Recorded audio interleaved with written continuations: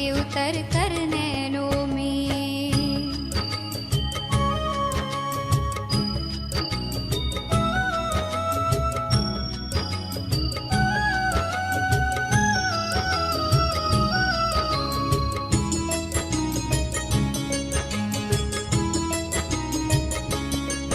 संसार की हालत ऐसी है जहाँ बहुत जरूरत है तेरी। संसार की हालत ऐसी है जहाँ बहुत जरूरत है तेरी। नफरत की धूप है चारों तरफ, आकर कर दो तुम छाओ घनेरी। मीठी दृष्टि और वाणी से माँ प्रेम नीर बरसा जाओ। बच्चे पुकारते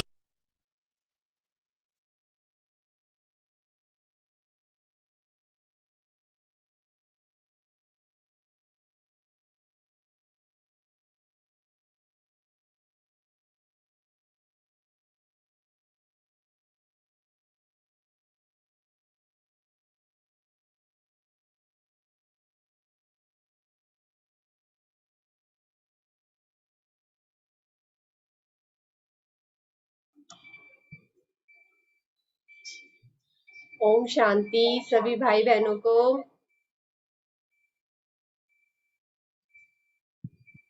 ओम शांति। हाँ जी, दीदी अभी बस हमारे साथ जुड़ रहे हैं।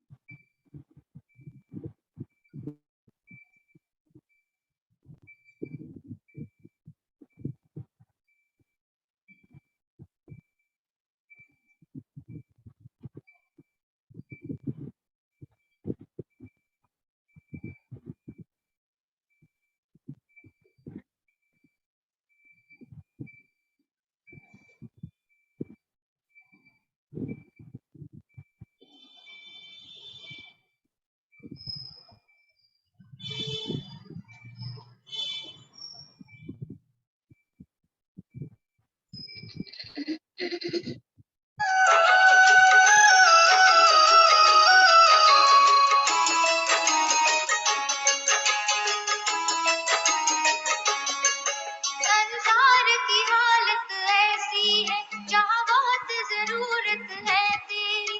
संसार की हालत ऐसी है जहाँ बहुत जरूरत है तेरी।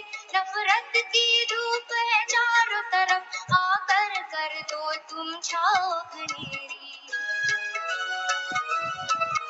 मीठी दृष्टि और वाणी से माँ प्रेम नीर बरसा जाओ। बच्चे पुकारते हैं मम्मा, फिर से धरती पर आ जाओ। यादों से उतर कर नैनों में, नैनों से दिल में समा जाओ। बच्चे पुकारते हैं मम्मा, फिर से धरती पर आ जाओ। फिर से धरती पर आ जाओ। फिर से धरती पर आ जाओ। यादों से उतर कर नैनों में।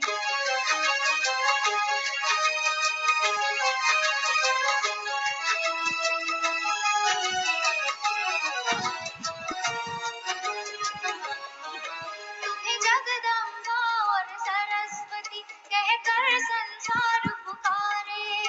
तुम्हें जगदम्बा और सरस्वती कहकर संसार पुकारे। घर घर में तेरी पूजा करते वो सबके भंडारे। अज्ञान की से आके मिटा जाओ। बच्चे पुकारते हैं मम्मा, फिर से धरती पर आ जाओ।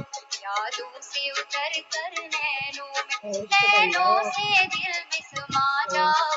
बच्चे पुकारते हैं मम्मा, फिर से धरती पर आ जाओ। फिर से धरती पर आ जाओ। फिर से धरती पर आ जाओ। यादों से उतर कर नैनों से दिल में समा जाओ। बच्चे पुकारते हैं मम्मा, फिर से धरती पर आ जाओ। फिर से धरती पर आ जाओ। फिर से धरती पर आ जाओ। फिर से धरती पर आ जाओ। फिर से धरती पर आ जाओ। फिर से धरती पर आ जाओ। फिर से धरती पर आ जाओ। फिर से धरती पर आ जाओ। फिर से धरती पर आ जाओ।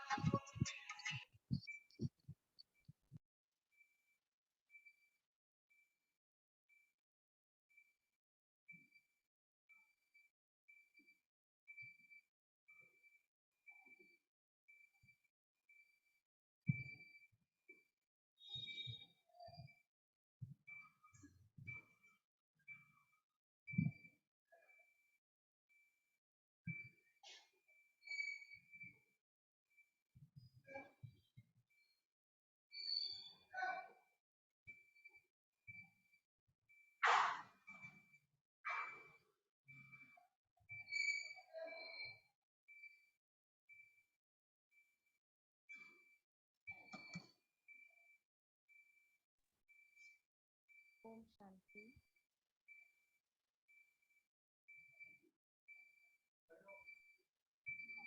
जब तक दीदी आते हैं तब तक हम बाबा के आज की मुरली रिवाइज कर लेते हैं। तो आज कौन सी ऐसी बात किसको विशेष अच्छी लगी और अनुभव किया बाबा के इस पॉइंट का, कोई आप में से बताना चाहें?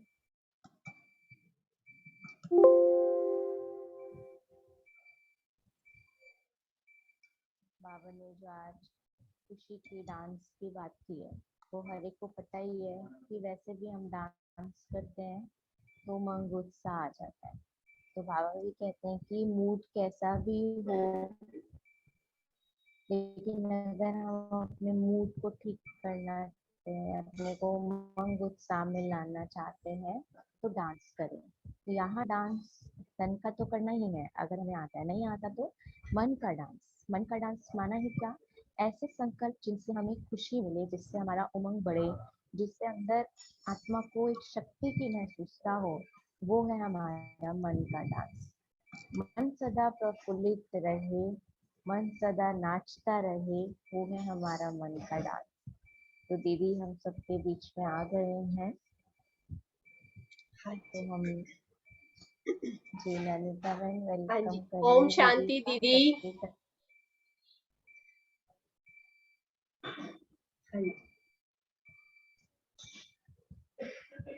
दीदी को अभी आवाज नहीं आ रही। दीदी आपको आवाज आ रही है? अच्छा, दीदी को आवाज नहीं आ रही है हमारी। हाँ जी। ओम शांति दीदी। नहीं हो पा रही है दीदी थोड़ा सा फोन ठीक रखवा लीजिए।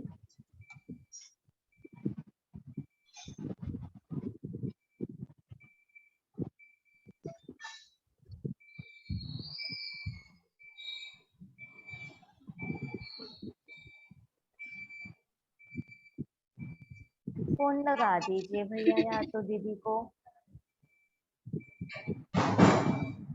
दीदी आपकी आवाज नहीं आ रही अभी। अभी देखो शायद आ जाए। हाँ जी दीदी आवाज आ गई है आपकी। क्योंकि पहले इन्होंने लगाया था वो वाला जो कि मैं शक्ल नहीं देख पाऊंगी, मैंने कहा मुझे वो दो ना, मैं देख तो सकूं किसी को। हाँ जी ओम शांति दीदी, आपका बहुत बहुत ओम शांति। हार्दिक अभिनंदन है सभी भाई बहनों की तरफ से। हाँ जी। दीदी दीदी मधु दीदी आपके लिए एक वेलकम गीत गाएंगी। अच्छा जी। हाँ जी मधु दीदी आप। ओम शांति दीदी। ओम शांति जी। दीदी हमने तो मम्मा को देखा नहीं, तो हाँ आप में जी। ही हमको तो मम्मा की और बाबा की दोनों की छवि आप में ही दिखाई देती है। तो दीदी आपका जी बहुत बहुत वेलकम। और आप हमारे लिए देवी स्वरूपा हैं, तो आपकी महिमा में और मम्मा की महिमा में एक गीत सुनाती हूँ आपको। सुनाओ। तू वरदानी माँ कल्याणी, करो कल्याण जगदम्बे। तू वरदानी माँ कल्याणी, करो कल्याण जगदम्बे। लगा कर ध्यान आए हैं, रखो साडा ध्यान जगदम्बे। लगा कर ध्यान आए हैं, रखो साडा ध्यान जगदम्बे। तू वरदानी माँ कल्याणी। कई याचक हैं आ बैठे तेरे दरबार के आगे। कई याचक हैं आ बैठे तेरे दरबार के आगे। नसीबा नाल मिलदाए, नसीबा नाल मिलदाए। तेरा वरदान जगदम्बे। तू वरदानी माँ कल्याणी, करो कल्याण जगदम्बे।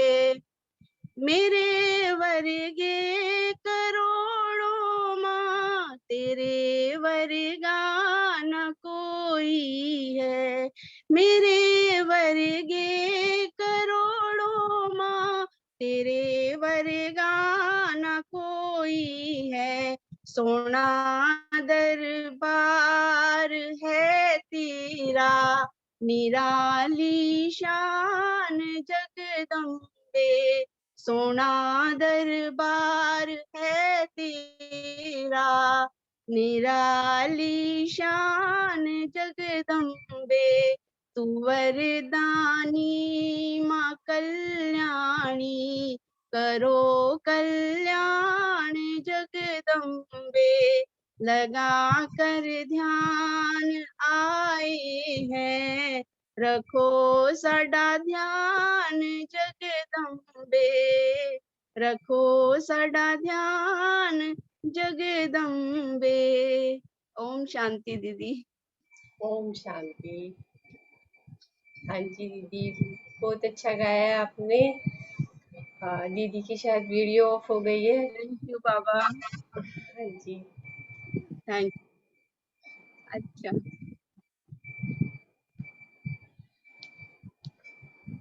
अभी शायद कुछ। पर अनम्यूट म्यूट हुआ है। म्यूट नहीं करो ना, अनम्यूट होना चाहिए। तो म्यूट क्या है ना, अनम्यूट करना। अभी आप देखो मेरा आवाज आ रही है? हाँ जी दीदी आवाज नहीं आ हाँ रही जी है। दीदी आ रही। आई है कुछ? जी दीदी। अच्छा जी। चलो जी, बहुत अच्छा है। बड़ा मीठा गान किया। और मैं बात से गीत करती हूँ कि बाबा ने जब मम्मा को ये कहा कि तुम जग जननी हो हार महालक्ष्मी हो, और बीते टाइम की तुम महारानी काली माँ और जगदम्बे माँ हो, तो मम्मा ने उस बात में इनकार नहीं किया। मम्मा ने इस बाबा के कथनी को स्वीकार किया कि मैं होनहार विश्व की महारानी थी और विश्व की महारानी बनने वाली हूँ। मैं जगदम्बा हूँ, मैं काली हूँ, मैं अम्बे हूँ। तो मम्मा ने बाबा के इन बोल को स्वीकार किया। और स्वीकार करके उसने अपने स्वरूप को इसी स्वरूप में ढाला कि सचमुच अगर मैं विश्व महारानी हूँ तो मुझे विश्व महारानी बन करके रहना है। कैसे विश्व महारानी बनना है? सबके दिलों पर मुझे राज्य करना है। कोई मेरे से निराश ना हो, कोई मेरे से नाराज ना हो, किसी से मैं किसी की कमी या कमजोरी चित्त पर ना रखूं, हर एक को प्यार और प्रेम से वरदाता के वरदानों से हमारा मैं उनको चलाऊं। तो मम्मा तो ने मम्मी विशेष रूप से जैसे बाबा ने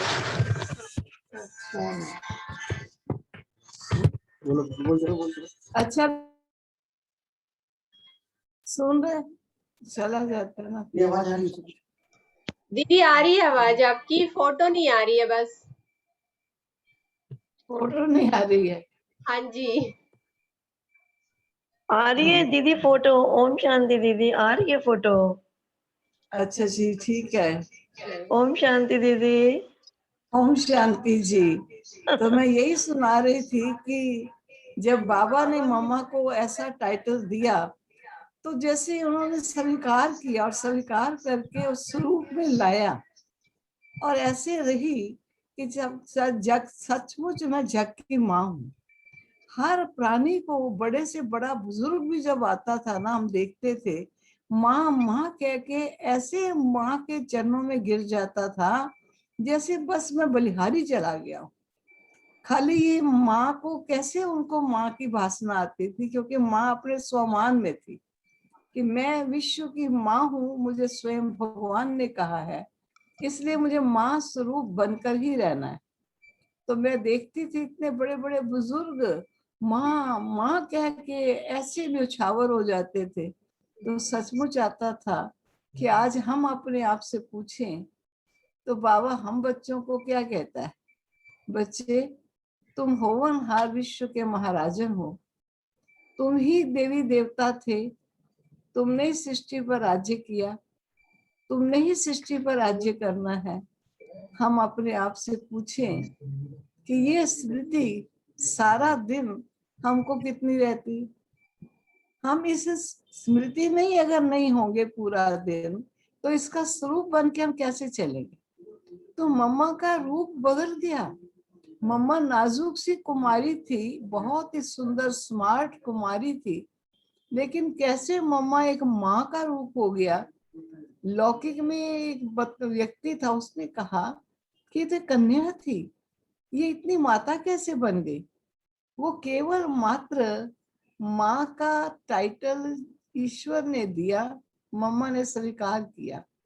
तो हम भी अपने आप से पूछे कि हम हमेशा याद रखें मैं ही विश्व का देवता थी और मुझे ही देवता बनना है। तो कभी भी अपने में आसुरी लक्षण हम आने नहीं देंगे और दैवी लक्षणों से सदा भरपूर रहेंगे। सदा ये रहेगा कि मेरा दैवी स्वरूप था, दैवी स्वरूप मेरा भविष्य में भी होगा और वर्तमान भी मुझे दैवी स्वरूप में रहना है। तो मैं यही समझती हूँ कि माँ की महिमा, माँ ने महिमा को स्वीकार किया, हम माँ की महिमा गाते हैं। बाबा ने भी माँ की महिमा गाई। आप सबको मालूम है कि मम्मा जब अपने लौकिक घर में थी तो मम्मा को राधा नाम से पुकारा जाता था, उनका लौकिक नाम ही राधा था। तो मम्मा को पिता जो थे वो बहुत बड़े ज्वेलर थे, तो बड़ी वैरायटी ज्वेलरी जब बनाते थे तो वो राधा को पहनाते थे। और मम्मा की जो लौकिक बहन थी वो टेलर मास्टर थी, और टेलर मास्टर होने के कारण जो अच्छे से अच्छा कपड़ा सीती थी वो राधा को पहनाती थी। और राधा को भी जब कभी अपने लिए कोई कपड़ा सिलाना होता था तो यही कहते थे, स्वयं राधा मार्केट में जा करके अपनी पसंद का कपड़ा लाती थी और पसंद का कपड़ा सिलवाती थी और पहनती थी। तो हमारी दादियां सुनाती हैं कि हम सब एक ही स्कूल के थे, लेकिन हमको याद आता है कि जब राधा स्कूल में इधर से उधर गुजरती थी तो हम कन्याएं बैठी हुई भी खड़ी होकर के उसको देखती थी। ऐसा लगता था कि कोई विलक्षण हस्ती है, कोई आम कन्या नहीं है। हालांकि उस समय कोई ज्ञान ध्यान नहीं था। मम्मा की कोई भक्ति में रुचि हो, कोई ज्ञान में रुचि हो, कोई सत्संग में रुचि हो, कोई गुरु गोसाइयों में रुचि हो, मम्मा की कोई ऐसी रुचि नहीं थी। आज हम देखते हैं कई बार अपने बच्चे कोई ज्ञान की रुचि वाले नहीं होते हैं, तो हम समझते हैं देखो इनमें तो कुछ रुचि नहीं है, ये क्या ज्ञान सुनेंगे। और कई बार ऐसा भी होता है कि हम मन से रिजेक्ट कर देते हैं उनको। लेकिन मम्मा को देखो, जिस मम्मा में कोई भी रुचि नहीं थी, जब मम्मा की माँ जिसने अपने हस्बैंड को खो दिया था, हस्बैंड शरीर छोड़ गए थे, तो मम्मा की माँ बड़ी दुखी रहती थी। तो पहले सिंध शहर में जो दुखी नारी होती थी, वो तेल से सने हुए दुपट्टे को लपेट करके रखती थी और सुबह सुबह घूंघट निकाल करके रोना शुरू कर देती थी। और कुछ समय के बाद मम्मा की मौसा ने भी शरीर छोड़ दिया, तो मौसी का भी पता ही चला गया। तो माँ और मौसी दोनों बड़े दुखी रहती थी। तो एक बार कहते हैं कि रास्ते में बाबा यशोदा, बाबा की जो लौकिक में पत्नी थी यशोदा, वो इन दोनों बहनों को मिली। तो यशोदा ने कहा कि आप दोनों बहुत ही परेशान और अशांत रहती हो, क्यों नहीं आप लोग बाबा के सत्संग में आती।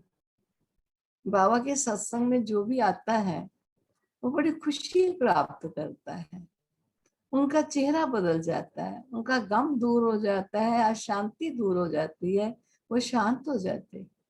क्यों नहीं आप भी दादा के सत्संग में आते। आओ, अच्छा लगे तो सुनना, ना अच्छा लगे तो आना बंद कर देना। तो दोनों वहां जाने लगी। तो अब देखो, जब कोई माँ बाप को चीज अच्छी लगती है ना, तो सबसे पहले उसको अपने बच्चे याद आते हैं कि ये बच्चा मेरा इस चीज को ले ले। क्योंकि मम्मा में बचपन से 2 गुण थे। पहला गुण था मम्मा का आज्ञाकारिता और दूसरा गुण था बड़ों का सम्मान करना। ये इतना मम्मा में बचपन से था कि माँ बाप मम्मा से बड़े खुश रहते कि राधा हमारी ऐसी बेटी है जो हर आज्ञा को मानती है और हर समय आज्ञाकारी बन के चलती। तो जब माँ ने और मौसी ने ज्ञान सुनना शुरू किया, तो माँ और मौसी को ज्ञान इतना अच्छा लगा कि उन्होंने मन में सोचा क्या नहीं अच्छा हो कि राधा भी ज्ञान सुनने लग जाए। लेकिन राधा की तो कोई भक्ति भावना में रुचि नहीं थी, कोई पूजा पाठ इतना करती नहीं थी। तो किस प्रकार राधा को वहां लेकर जाया जाए। तो एक दिन राधा ने कहा अपनी माँ से कि अम्मी, तुम पहले तो बड़ी नाराज और निराश रहती थी, परेशान और दुखी रहती थी, आजकल तो बड़ी खुश रहती हो, आपके चेहरे में भी खुशी दिखाई देती है, आप इतनी शांत कैसे हो गई हो, क्या आपको जीवन में मिला है जो इतनी शांत हो गई हो। तब राधा की मम्मा ने राधा को कहा कि राधा, हम दादा के सत्संग में जाते हैं और दादा बहुत ही अच्छी अच्छी बातें सुनाते हैं, लेकिन होता क्या है कि जब हम घर आती हैं तो हम घर आने तक बाबा की बताई हुई बातें भूल जाते हैं। राधा, क्या ऐसे हो सकता है कि तुम हमारे साथ चलो और दादा का सत्संग सुनो और जो बातें आपको समझ में आती जाए वो नोट कर लो और घर में आने पर हमको रिवाइज कराओ। तो जिससे क्या होगा कि हमको ज्ञान हर समय याद रहेगा। अब ये उनकी मम्मी की युक्ति थी। तो राधा का मैंने बताया ना, उनके 2 गुण थे, आज्ञाकारिता और बड़ों का सम्मान। तो सम्मान के कारण वो मना नहीं कर सकी, कहा ठीक है मैं चलूंगी, आज्ञाकारी थी ही थी। तो दूसरे दिन मम्मा अपनी माँ और मौसी के साथ बाबा के सत्संग में चली और अपने हाथ में डायरी पेन ले लिया। तो डायरी पेन लेकर के बड़ा दत्चित होकर के वो सुनती थी और डायरी में नोट कर रही थी। अब सोचिए कि नई नई कन्या 13 साल के लगभग की थी उस समय, छोटी कन्या है और नई अभी आई है इतने ध्यान से सुनती है और हर बात को नोट करती है, तो बाबा का अटेंशन भी उस पर गया। हालांकि बाबा जानते थे, पहले शहर के दायरे छोटे हुआ करते थे, सब एक दो को जानते थे। बाबा को पता था कि ये गायन कला में और नृत्य कला में और इंस्ट्रूमेंट बजाने में बड़ी परफेक्ट है, और स्कूल में बड़ी फेमस थी। जो सिटी के आसपास के लोग भी, जब राधा का गीत होता था तो आसपास के लोग भी गीत सुनने के लिए चल देते थे। तो इस प्रकार राधा बड़ी फेमस थी, तो बाबा भी जानते थे। लेकिन बाबा ने देखा ये ज्ञान बड़े ध्यान से सुनती है, हर बात नोट करती है। हालांकि वो अपने लिए नहीं सुनती थी, वो अपनी माँ के लिए सुनती थी, ताकि माँ घर आएगी तो मैं उसको रिवाइज कराऊंगी, क्योंकि उन्होंने कहा कि हम भूल जाते हैं। लेकिन एक इतने ध्यान से सुने तो सुनाने वाले का अटेंशन तो जाएगा, तो बाबा का अटेंशन उस पर गया। दूसरे दिन बाबा ने कहा, राधा जब ये क्लास पूरी होगी ना तो तुम मेरे पास आना। तो राधा जी बाबा कह करके क्लास पूरी हुई तो बाबा के पास गई। बाबा ने कहा, राधा मैं गीत बनाना तो जानता हूँ, लेकिन मैं गीत गाना नहीं जानता। ऐसा हो सकता है कि मैं गीत बनाऊं और तुम गीत गाओ? तो राधा का मैंने बताया 2 गुण थे, पहले आज्ञाकारिता, फिर बड़ों का सम्मान। तो उसने फौरन कहा, जी बाबा। तो बाबा ने 3rd डे से गीत बना करके राधा को देना शुरू किया। स्वाभाविक है कि जो गीत वो गाएगा, गाने से पहले उसको गीत का हर अक्षर का अर्थ मालूम होना चाहिए, और किसने किस भाव से गीत लिखा उसको भाव का मालूम होना चाहिए। गीत का किस लहजे से उसने गीत बोलना है उसको रहस्य मालूम होना चाहिए। तो बाबा पर्सनल उसको बुला करके सारी बातें समझाता था कि गीत मैंने क्यों लिखा, ये लाइन मैंने क्यों डाली, ये किस उपलक्ष्य में मैंने इस बात को संदर्भ में कहा गया। ये सारी बातें बाबा ने उसको स्पष्ट कर। फिर वो गीत बनाया, बाबा से लिया और उसने बाबा को गा के सुनाया, अपनी तर्ज निकाल के गा के सुनाया। तो बाबा ने कहा, अच्छा हो कि जब सभा में सब ज्ञान सुनने आते हैं तो राधा तुम उस समय ये गीत गाओ। तो राधा ने स्वीकार किया, जी हाँ कह दिया। तो जब उस सभा में गीत गाना शुरू किया तो सबको राधा का गीत वैसे ही बड़ा पसंद था। तो जब नगर वासियों को पता चला कि जो स्कूल में गीत गाती थी आजकल वो दादा के सत्संग में गीत गाती है, तो बहुत लोग, नए नए लोग उसका गीत सुनने के बहाने आने लगे। और स्कूल की कन्याएं भी बहुत सी थी, वो भी उनका गीत के कारण उनसे संबंध था तो वो भी आने लगी। वैसे मामा बड़ी सीरियस थी। हमारी कई बार कुमारका दादी, प्रकाश मणि दादी बताते थे कि मेरा और राधा का एक ही स्कूल था, हम एक ही बेंच पर दोनों बैठती थी, लेकिन कभी आपस में बातचीत नहीं करती थी। राधा बड़ी स्वभाव की बड़ी सोबर थी, लेकिन बड़ी सीरियस थी। ऐसे कॉमन रूप से हर एक से बातचीत नहीं करती रहती थी। तो इस प्रकार राधा का जो लाइफ थी वो कैसे चेंज होनी शुरू हुई। तो जब राधा गीत गाने लगी तो बाबा के नेचुरल ये बड़ी क्लोज आ गई। तो क्लोज भी इतनी क्लोज आ गई कि एक एक अक्षर बाबा से पूछती और बाबा उसको स्पष्ट करते। और राधा के आने के कारण बहुत लोग भी आने लग गए। फिर कुछ समय हुआ तो बाबा ने कहा राधा को, राधा एक बात आज बाबा तेरे से पूछेगा, तुम उसका उत्तर चाहे आज ना देना, कल परसों दे देना, जल्दी नहीं है। लेकिन तुम्हें मुझे ये बताओ कि तुम पीतम्बर वाले को लेना चाहती हो या पैंट कोट वाले को लेना चाहती हो? तुम लौकिक गृहस्थी बसाना चाहती हो कि अलौकिक गृहस्थी की पालना चाहती हो? क्या चाहती हो? तो तुम अपनी इच्छा मुझे बताना। अब मम्मा वैसे तो बड़ी फैशनेबल थी, लौकिक दुनिया वाले आकर्षणों में थी, लेकिन कुछ दिनों में मम्मा के जीवन में, राधा के जीवन में बड़ा चेंज आया। तो राधा ने 1-2 दिन की इंतजार नहीं की, उसी दिन कहा कि बाबा मुझे पीतम्बर वाला चाहिए, मैं अलौकिक पालना करूंगी परिवार की, मुझे लौकिक फैमिली नहीं चाहिए। तो जीवन का फैसला कर दिया। आप सोचिए, इतनी जल्दी जीवन का फैसला कर देना तो बाबा को कितनी प्यारी लगेगी। और बाबा उसको देखते ही कहता था कि ये साधारण कन्या नहीं। कई बार अपनी बहनों को भी कहता था कि तुम इसको साधारण कन्या नहीं समझो, ये राधा नहीं है। तो बाबा ओम की धुन लगाते थे, ओम ऐसे बड़े प्यार से बोलते थे, तो कईयों को साक्षात्कार होते थे। तो बाबा ने मम्मा को भी कहा कि राधा तुम भी ओम की धुन लगाओ। तो राधा ने हारमोनियम में आवाज निकाली और हारमोनियम के आधार से ओम की धुन लगाई।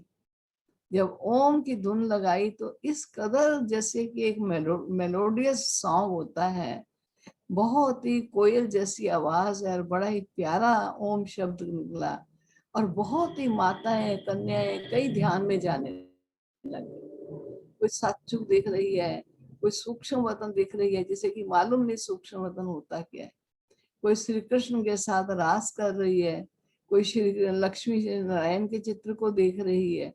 इस प्रकार साक्षात्कार होने लगते। तो इसलिए राधा को फिर ओम राधा नाम से पुकारने लगते कि ओम राधे।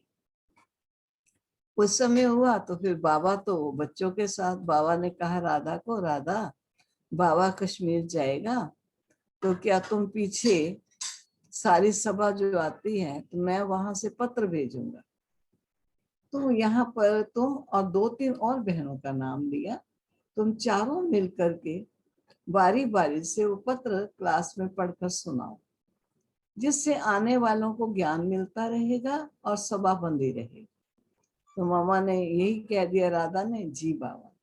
तो इस प्रकार बाबा तो चले गए श्रीनगर में, 1.5 मास तक श्रीनगर में रहे। तो राधा जब पत्र मिलता था तो सब बहनें बाकी तो पढ़कर सुनाती थी बड़े प्यार से, लेकिन राधा पत्र को पढ़कर नहीं सुनाती, वो पत्र को पढ़ती थी, पढ़ करके उसे अपना बनाती थी, मनन चिंतन करती थी, गहराई में जाती थी और अकॉर्डिंग टू द, जैसे लोग होते थे उन लोगों के अनुसार वो वाणी उस पत्र को पढ़कर सुनाती नहीं थी, लेकिन मौखिक उनको ज्ञान सुनाती थी।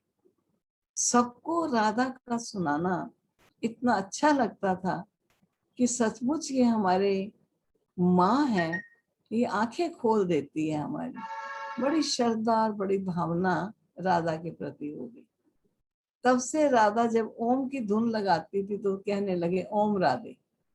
तो राधा नाम बदल गया और ओम राधे कहने लगी। फिर ओम राधे जब बाबा कश्मीर से वापस आए तो अपनी बहनों ने वापस आने पर बाबा ने क्या किया, एक हॉस्टल खोलने का निर्णय किया कि बच्चों का हॉस्टल बनाया जाएगा, उसमें छोटे बच्चों को रखा जाएगा। तो जो आने वाली माताएं थी उन सब ने कहा हम अपने बच्चों को लाएंगे। तो उनके बच्चे आने लगे, लगभग 80 बच्चों का रजिस्ट्रेशन हो गया। तो बाबा ने क्या किया कि जो बड़ी बहनें थी, मम्मा से भी पहले ज्ञान में आई, आयु में भी वो बड़ी थी, उनको ड्यूटी दे दी ये हॉस्टल सारा संभालना और बच्चों को संभालना। और राधा को ड्यूटी दे दी कि ये जितनी भी कन्याएं और माताएं आती हैं इन सब की रेख देख करना, इनकी आध्यात्मिक उन्नति आपको करनी। और बाबा अपने लौकिक परिवार के साथ दूर रहने लगे, अलग रहने लगे। लेकिन रात का टाइम होता था तो सभी बच्चे, कुमारियां, माताएं सभी बाबा से मिलने के लिए बाबा के पास जाते, लेकिन राधा नहीं जाती थी, राधा पीछे ठहरती थी। सब कहते थे राधा आप क्यों नहीं चलती हो, चलो ना आप भी। तो राधा कहती थी नहीं आप जाओ, मैं पीछे ठहरती। तो कई कहते थे राधा बड़ी जिद्दी है, इसलिए आती नहीं। बाबा को भी कह दिया, बाबा राधा जिद्दी है, हमने कहा है चलो, लेकिन उसको आपसे प्यार ही नहीं, वो आती ही नहीं है। तो एक दिन बाबा ने 2 बहनों को भेजा कि जाओ जाकर देख कर आओ कि राधा क्या कर रही है। तो बहनें गई, जाके देखा कि जिस रसोई में आधा दूध उबला आधा उबला ही नहीं, हम छोड़ कर आ गए कि बाबा के पास जाने का टाइम हो गया।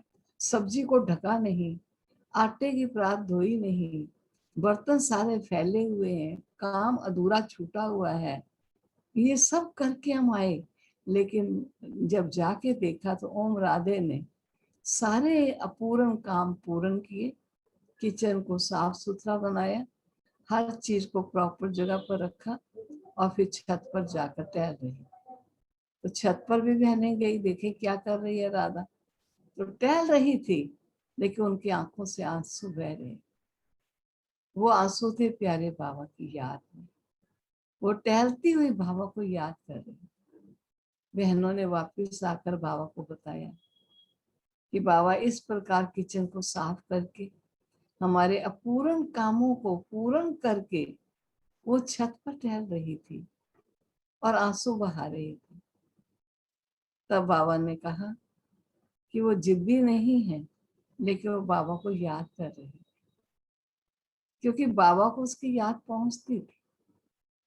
इस प्रकार बहनों ने कुछ दिन लगातार देखा कि जो काम हम अपूर्ण छोड़ आते हैं, वे सभी काम पूर्ण करके बिना किसी कहे, बिना किसी को सुनाए, बिना किसी से कहलवाए सारा काम करके, और कभी ये बताती नहीं कि मैंने किया, वो इसको ड्यूटी नहीं मिली हुई थी। लेकिन इस प्रकार जब ऐसा जीवन देखा तो बाबा कहते थे बहनों को, ये तुम्हारी माँ है, इसको माँ कह के पुकारो, ये जगदम्बा है।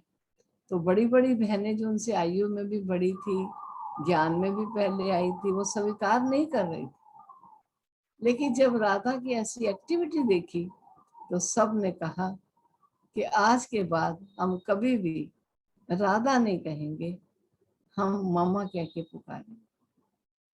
तो उस दिन सब घर गई तो जाके कहा, मामा मामा हम आ गए, मामा हम आ गए।